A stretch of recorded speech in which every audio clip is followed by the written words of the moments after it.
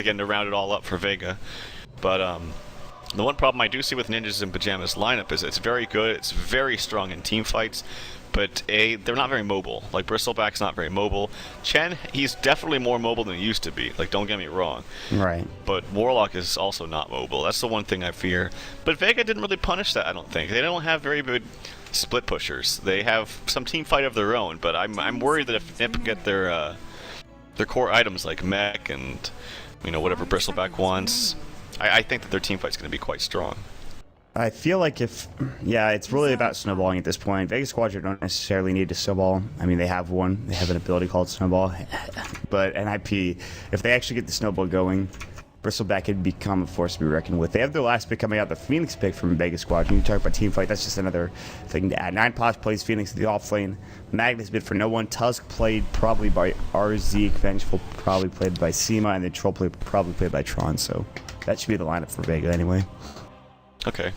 And actually, Moppak says that Bristol has a 47% win rate and 6.83 with 40% at TAC. So, okay, it's a little bit lower than I thought it was, but I guess it just depends, obviously, from lineup to lineup.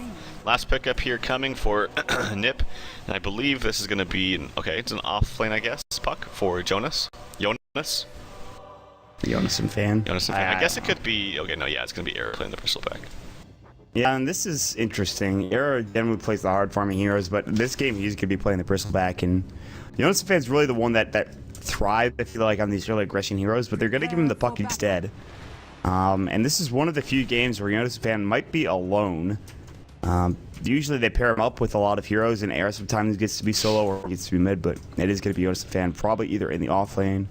Yeah, it's off lane Era, or Jonas fan because 8 is mid, so. Okay. And what do we got going on here? Vega just doing some format aggression to their own jungle. Yeah, maybe try to spot people out. Posh is placing a ward here, and he's actually gonna. Ooh, interesting. Although I'm pretty sure they noticed that.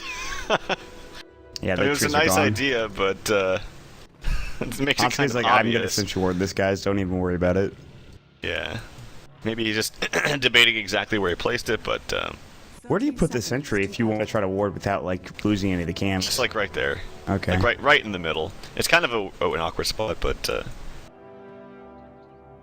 you can also place it over here, because like if you're countering that ward there anyway, that's the traditional spot.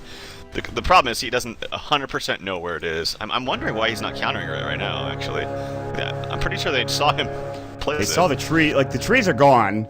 Like, why would he just do that randomly without placing a ward? And maybe throw him off? I don't know. Oh, he did it again. He Icarus dived. He mistimed it, actually. Not possible. There was a good effort, but the rune actually feels like it comes out a bit later than it should sometimes. I don't know if that's just me.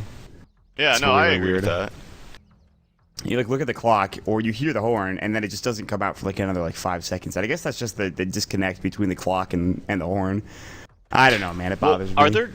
now I feel stupid. Are there 2 0 seconds? Like, does it count down 3, 2, 1, 0, 0? Or does it go 0? Like... I don't know, dude. Maybe there's like a slight pause or something. I don't know. But we gotta get chat on that. Somebody go into a lobby and test that shit, because listen, we're not gonna be able to figure it out. I mean, we're just gonna be called the dumbest people in the world. I mean, if we go to a game number 3, we'll definitely test it, but like... I'll keep my eye on the clock, but yeah, I don't know. Somebody or just people on chat are like, that's not how clocks work, you idiots, or something. This. All right. Well, it's not the biggest deal because it's a dual lane, and primarily a dual lane against an off lane rather than a tri lane against an off lane. You want to harass and zone out more. When it's a tri lane, you don't want to use all your resources to just harass. You only need one hero most of the time, and the other hero can pull. But since it's only 2 heroes, he's going to be focusing mostly on the lane. But Pasha's already level 2. And I mean, he's having a good time. Yeah, he's doing well for himself. He's actually going to be level 3 here soon. Yeah, I mean, he might not be getting CS, but he doesn't really give a shit about that. At some point, he'll have Tranquil Boots, and that's more than he needs. You notice the fan is caught between a rock and a hard place. He's to jump across the river, across the ravine to stay alive. They could have gotten a kill there, but actually, we have terrible skilled early on, so they have no real disable other than Snowball, which isn't great. Geez, Warlock's attack animation and damage is pretty strong. So solo offlane Bristol got the highest win rate, actually. Duo safe lane has the lowest by far, 3 wins and 10 losses. That's insane. So what you're saying, don't put Perspec in the safe lane with another hero. Like, just don't do that. That's what the stats would suggest. Oh, God. It's unfortunate. Well, it currently is dual safe lane. So it's a good chance, based on how the stats go, this game could get out of control quickly. We'll find out. You know, I bet Silkid's going to walk through. I bet a big reason for that is that Bristleback utilizes ancient stacking very, very well. And you do that best. Game is pretty much over. We could just call this and... That's done. Yeah. But yeah, level 3 up for the Phoenix. And you know, only having 1 CS, but yeah, you did mention he's getting pretty good levels compared to Puck, who's still sitting at level 1. Doesn't have phase shift, so they can be pretty aggressive to him. Yeah, this is the problem. Icarus Dive coming out, and Posh he's gonna TP, he's gonna go home. I mean that's the issue. I mean there's no way they can kill him. Like he could just Icarus Dive somewhere and then TP out. Like he can wait for the cask. If they start using Viscous Needles, we could even just jump out earlier. So it's like there's not much you could do here for NIP to get the kill. But they're fine as long as they're getting CS for the Bristleback, which they are. Mid's going pretty well. 8 Mother is winning the lane, which, I mean, last game he got trounced by no one, but this is a matchup that will definitely favor him. The right-click animation is a lot better for 8 Mother. He can harass no one a lot more effectively than no one can harass 8 Mother top lane. Jonas Fad actually jaunted away, but started taking some harass off to salve up.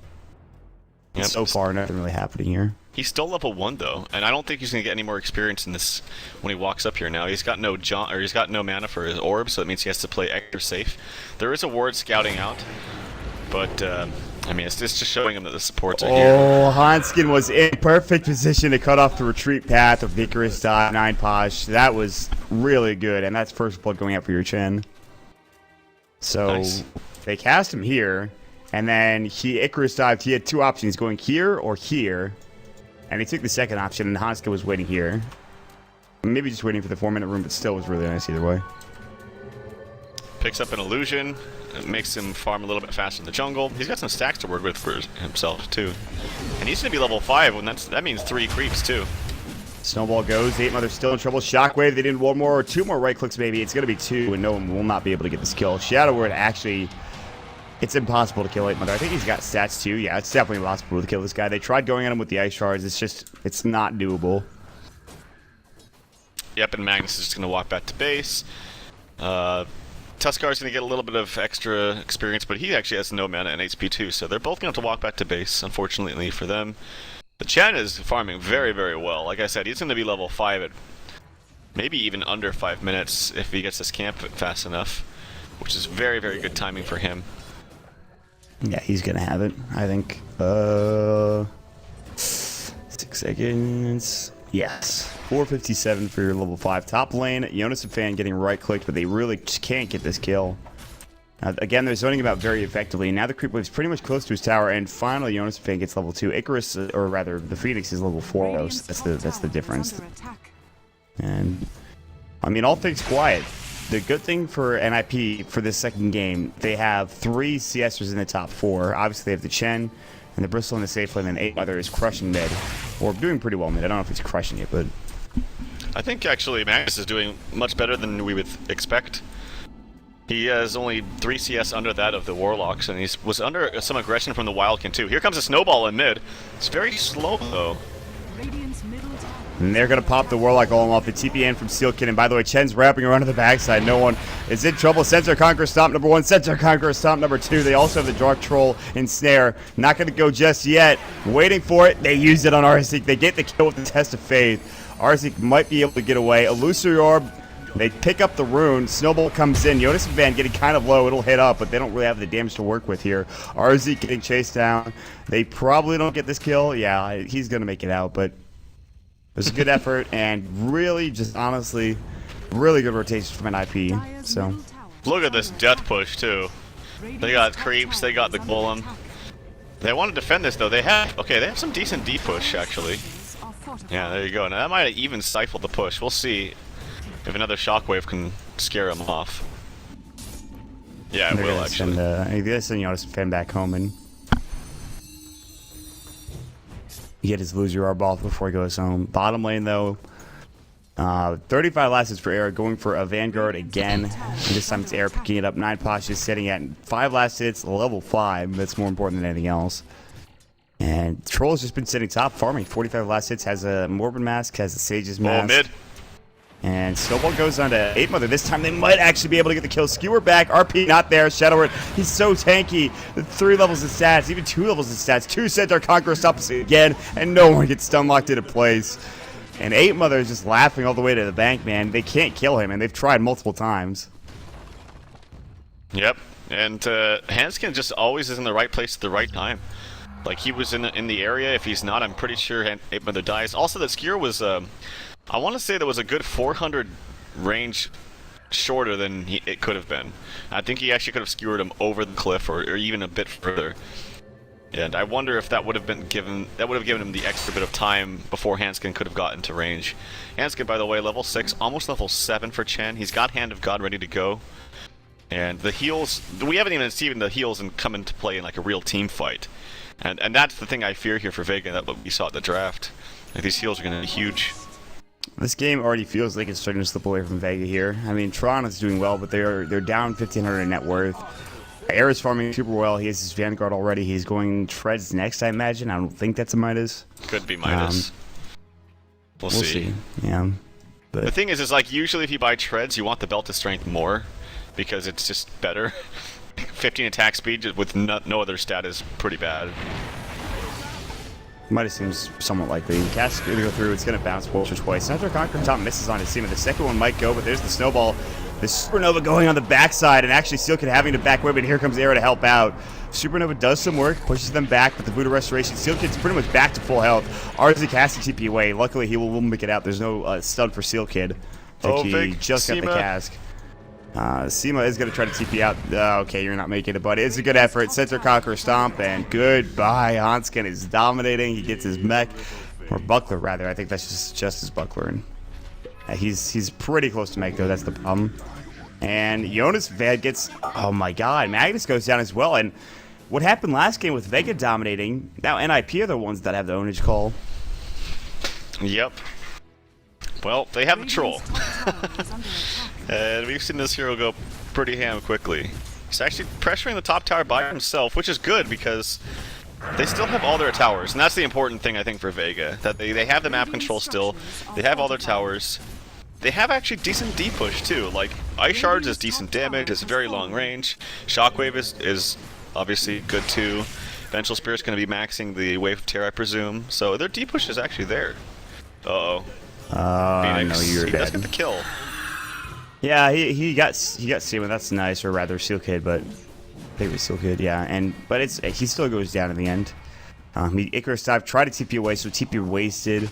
Supernova was on cooldown, obviously. He's going to be going for Midas, unsurprisingly, as we often see on Phoenixes. So, but yeah, no, I mean, Vegas certainly have a way to get back into this game. However, it just feels like NIP are getting a little bit more out of the map, other than a lot of CS going for Tron. Like, Tron has the most CS by far in this game, and he has like 3 different items that he's going for. He will have his Aquila. He also picks up a Blade of Alacrity, so probably going for the SNY. Hanskin is the 6th most farm Chen ever at 10 minutes, and the fastest of 6.83. That's impressive. Yep, he's got a ton of farm. Oh, here comes the Phoenix. He's dead, and 9 Posh is in trouble. He's going to get his Supernova off just barely. Now the Snowball going in as well. They're going to hit the Sewer. RP onto 2. This might be the fight they're looking for. Era with the Quill Sprays. They're almost all dead. Tron and RZ going to be in trouble. They're actually going to go down. A loser is going to come through John, and they get the double kill with Yodas and Fanny. Comes in, Waiting Rift goes. Era also helps out with Quill Sprays, and I thought that fight was going to be good for Vega, but Era is just doing too much damage now. Warpath, the Quill Spray is going to work. No one's going to fall pretty soon. 4 dead for Vega. Now they're getting overrun. They're already at the tier 2 tower, and this fight is definitely going the way of the Swedes. Seema's going to get caught out. The Jaunt coming through. Jonas Fan's actually stuck in the trees, and he will be stuck there for some time. He might fall. They might have to leave him there. Face shifts the Fire Spirits. Doesn't matter. He's dead. Hand of God. I don't know if you needed that. That was a waste, but yeah, it's a waste. Oh well, because jeez, that was scary. Like that's what I was talking about. And he did go for Treads, by the way. So no Midas, no greedy Midas here for Era. And geez, it's really hard. At this point now, I don't think they have the damage because Mech is just bought. They didn't even have that for that fight. More items going to be coming out for Era. Seems unkillable. They didn't even use the Golem that fight. Yeah, I don't know. I don't know. Like that RP was like as good as it's gonna get, and he just pops off the quill sprays, and like they got to like 4 stacks of it, and like, oh, I guess we're dead now, and they just all died. Jonas Fad came in, he got a couple of kills. He still isn't anywhere near his blink dagger, but I don't think he gives a damn at this point. His team is doing so well. So again, there is a chance that they could get back into this, but this Magnus seems useless. Troll needs to get a lot more farming. He already is up to his Yasha pretty much, but he needs a bit more. So yeah. After watching Phoenix a lot more, like I said, I'm a pretty big Phoenix noob. I don't know the hero that well, but it seems to be that this ult just sucks until it hits level 11. Or I should say level 2. I just see it. I see it die way too fast with only 5 auto attacks.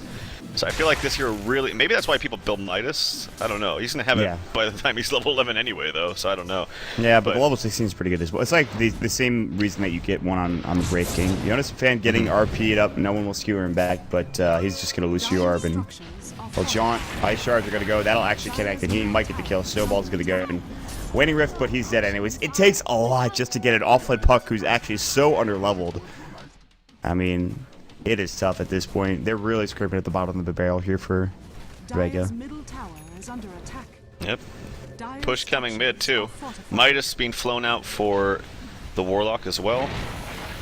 Kind of late, but it's still there, still good. And their Era with the heals, double heals. Man, that's just gonna be so scary. Like I said, they have a decent D push, but there's just so much more gold on the side of Nip right now. They have everything they could possibly want at this point. A mech. Era's got like a Vanguard. He's gonna have a freaking Sanj pretty soon, or whatever. Yeah, Sanj, and who knows what he's building.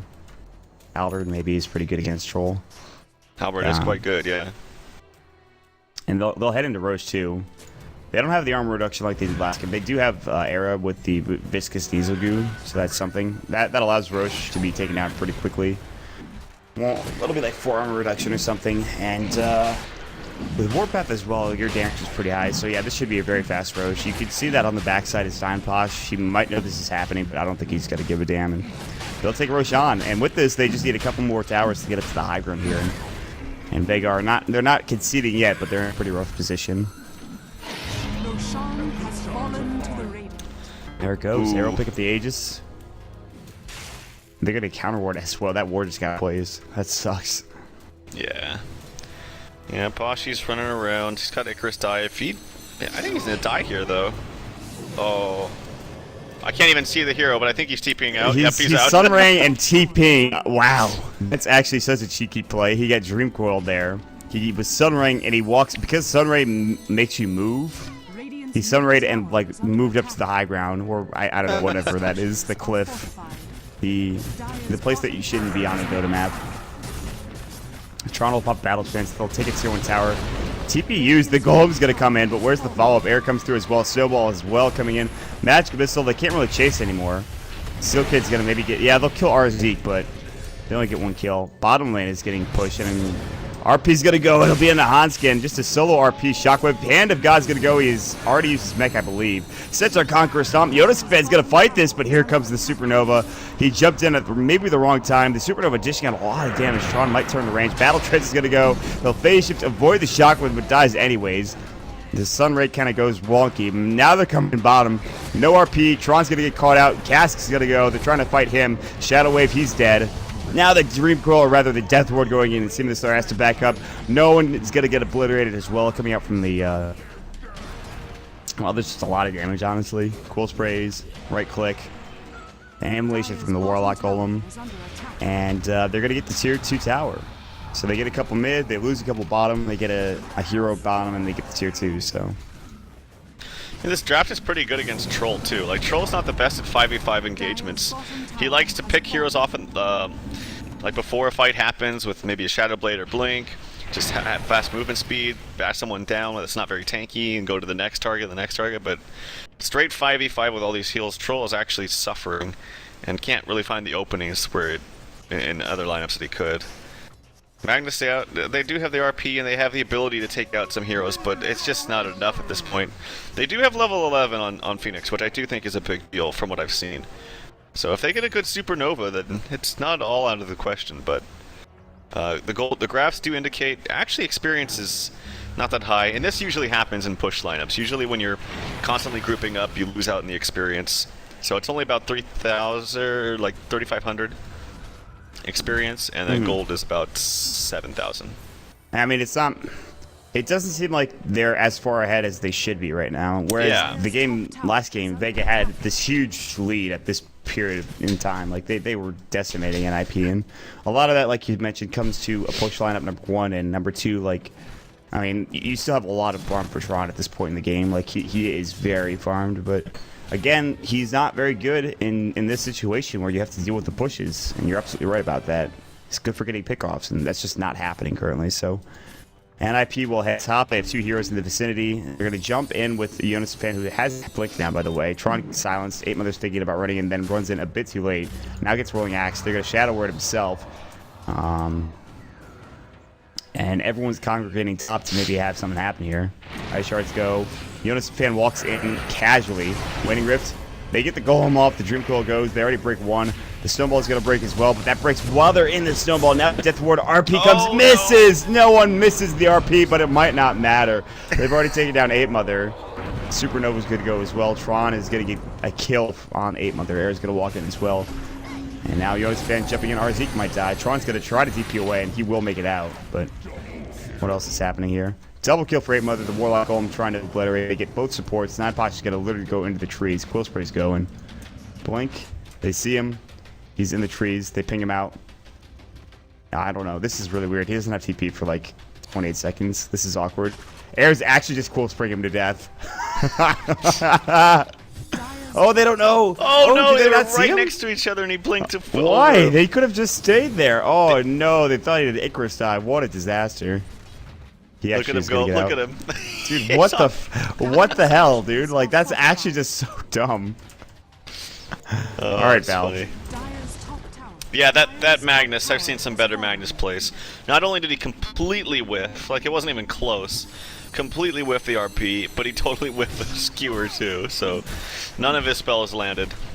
And I actually think that could have been a huge fight for them had those spells landed on some decent targets.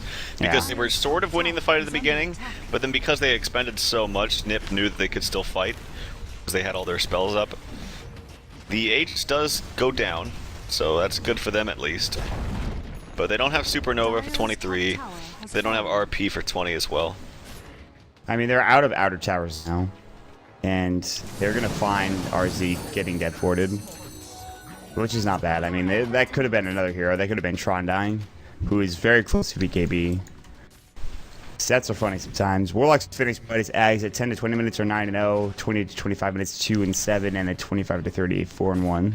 Alright, so... See, that's a stat that means absolutely nothing, because it's like, you get it super early, you win all the time. You get it, like, a little bit afterwards, you lose all the time. But if you get it really late, you win all the time. It just doesn't make any sense, It doesn't make any sense. Like, that stat, you're right. That's kind of questionable. Match Kudaslan and Team the Slayer. Viscous is a good... We still love you, Montax. Don't even worry about it, though. Oh, yeah, no, I'm just saying that, I mean, I love stats, but sometimes you got... Well, I should say all the time, you gotta take it with a grain of salt. Like these, like they're like these. Yeah, those are the kind of sets that I'm not a huge fan of. Just like doesn't make any sense. Okay, I love the stats where it's like this hero when he gets a Dagon 5 blink at 5 minutes has a 100% win rate. I'm like, no shit. Or like a build that you never go is just like okay, all right, Yeah. well. That's something to keep in mind. That's because it's usually when they're killing the throne and they're just like buying random shit in the well, you know. When a Morphling gets an Ethereal Blade at 3.5 minutes. When a Morphling buys a Halberd, he is 5-0. It's like, whoa, I didn't know that. I'm going to buy a Halberd now. It's like, guys, don't buy Midas Ags on Warlock at like 25 minutes. Even Montax get upset. Vipers finish their mech at 6 minutes with a Witch Doctor on their team and a Punk on the other team. 1-1. See, that's what I'm talking about. I love this guy. Good Oh man, that's a great stat right there. Montax, good stuff, buddy. That's why we pay you the big bucks. Holy. All right. They're smoked up. All of a sudden, NIP have a 10,000 net worth lead, 5,000 experience lead, and it just looks like for NIP, all they really have to do is push the high ground at this point. Get an age, just push high ground, and probably just take the game, because I don't see, I mean, you have to have a big RP. RZ's going to get slowed up using the upheaval. So slow. What a good ability. RZ's like, I can't leave. I just can't. The Sunrise is going to go a bit late. They know the snowball's coming in. They're actually like, okay, we'll bring him to us, and then kill him. It's just that easy. I actually think the graphic of upheaval looks pretty cool too. Yeah, I don't know if that's a cosmetic. That's not how it usually looks. Oh, really? Yeah, that's definitely not how it looks. Okay. Yeah, they changed it. It might be the inscribed Hellborn Grasp, which I think is what it is. His staff. The upheaval regular version, it has the hands that come out of the ground still, but it's not as cool looking. Oh, really? Okay. Yeah, that looks pretty awesome. It's a very cool ability. And there's some abilities I get lost watching sometimes. Half of them are not in this game though. God, I might tell this story. What? So this has nothing to do with what we were just talking about. That's but okay. It reminded me that I was playing Dota with all right. So one of my friends has played Dota like way back in the day, not like competitively or anything, but like patch like 3 point something or something, like 4 point something, like way back in the day. And so I was playing with him, and he wanted to get back into Dota, and so we're playing it, and he like telling him about all the new spells. And we have another friend that's playing with us, and he is a lol baby, and I say baby in the most endearing of terms, but he's playing with us, and he's just like, I can't play Dota with my without my I need my camera lock, dude. I'm moving around the map. I can't body block. I can't juke. I can't kite people. And I'm just like, dude, just relax, okay? So eventually, what happens is he disconnects from the game, and we spend at least an hour trying to figure out how camera lock works. And I just, Wait, like locked onto your hero? Is that what you mean? Yeah, like in LoL, like don't you just hold one? Yeah, exactly. That's what I told him, and he's just like, no, it actually moves. Like the edge pan still works, and I'm like, just turn off edge pan then. And I'm like, it's like, but then I can't move the map around. I'm like, wait, why would he not want to edge? Why would he not want to edge pan? I don't know. LoL people are weird, dude. I don't ask questions. It just happens. Who plays that game, anyways? It's just like, it was the weirdest thing, man. I was like, Paul, can we just play Dota, dude? You've got win rate, your team's winning. Like, we're playing a bot game, so does it actually matter? You're playing a bot game. Well, I was coaching him on a bot game. My other friend's playing Shadow Demon, and he's doing defensive disruptions like crazy. He's actually getting good demonic purges off. He's popping up Shadow Poison. This guy's played like 4 Dota games, and this other guy that's played LoL like at a high level is complaining about camera lock, and I'm just like, what the hell? Why is this happening? Oh my god, dude. Mortimus didn't stand a chance up to your Shadow Demon friend. Bought Mortimus. Oh no, the skewer misses again. He really didn't. And the snowball misses too. Every spell is going wrong at this point. See if the Slayer's going to get caught out. Oh, the Repentance coming in. The upheaval going. The Supernova that is not going to get attacked at all. Arrow doesn't give a damn. He's going to get Walrus Punch. Will take absolutely no damage from it. Gets stood up from the Supernova. He doesn't give a damn. Again, Matchless goes. He's so tanky. Now they're going to just blow him up. The RP goes, but only onto the creeps. Try getting right-click down. His BKB expended for nothing. Now no one's getting caught as well. And this is probably the end. Skewer up into the trees, and actually the Illusion Orb will chase after him. He's stuck in the trees. The Illusion Orb gets the kill. Double kill for Jonas and Fan. Only one surviving. That is the Phoenix, and I think this is it. This game I would call, like, especially after that. Like, they can't land any of their spells against these heroes. Like I said, Puck is... We saw it last game too, except the other way around. Puck is really good against the Vengeful Spirit. He can never get stunned. He's actually good against the Snowball too. You can never get stunned. Ooh, a nice Yules in the middle of the really Icarus dive, and they're going to get the kill on Phoenix as a result. Nice job by Jonas Fan with that freshly purchased Yules. Upheaval doing work, slowing them in the outskirts. Look how cool that looks. Yeah, that's a really cool ability. The Assault Crash is finished up for Eric just now. And this is going to be one set of racks, if not 2. The Golem is actually hitting. Oh, it expires bottom, but there's just no way to take these team fights at all for Vega. I mean, the RP's down now for another 40 seconds. They sent somebody back home. Puck, who didn't jaunt or lose your orb, which is interesting. But no one skewers Arrow. That's probably the wrong target to skewer back. Battle Trance goes. They actually leave. They're like, we can't fight this guy. He's going to kill us. Let's back up. And they'll probably just head bottom because that's where Jonas Fan's headed, so... And that's it. I mean, Vega, they try to get a pick off at the end there. They try to defend. It just doesn't happen. Like you said, this is one of those games where you think about calling at the very least. But for Vega, they're going to try and defend to the last breath, probably. They send back Seal Kid. He'll regen up. Axe is almost done. He's getting close, but not quite there yet. And now with Roshan and Aegis, there's absolutely no reason for them not to take high ground, but they're going to try to defend this. They're going to try to fight this, it looks like. Well, Supernova's pretty good in the Roche pit, but they are spreading nicely on the side of Nip. You see Joneston fans down bottom, or down towards the south side. It's only Era in the pit right now. Here comes a snowball. It's not going to do anything. I mean, they're both dead, I think. They actually brought Tron. That may have been a mistake. Battle Trance is going to go. Hanskin has his heal. He's going to use it. Next is going to go first. Hand of God's up in a second. Up people goes. RP only onto Seal Kid. Tron said Era gets the kill. No one skewers back. They call GG, and that's, yeah. They needed one more fight to prove that they were dead, and in fact it came through, and that's it. Yeah, I mean, 9 pots gets up a nice Supernova, but it does nothing. So, all right, game number 2 done, and NIP they hold. We're gonna move on to game number 3. Yeah, it's just an outdraft, I think. Complete outdraft. I liked Nip's draft from the start.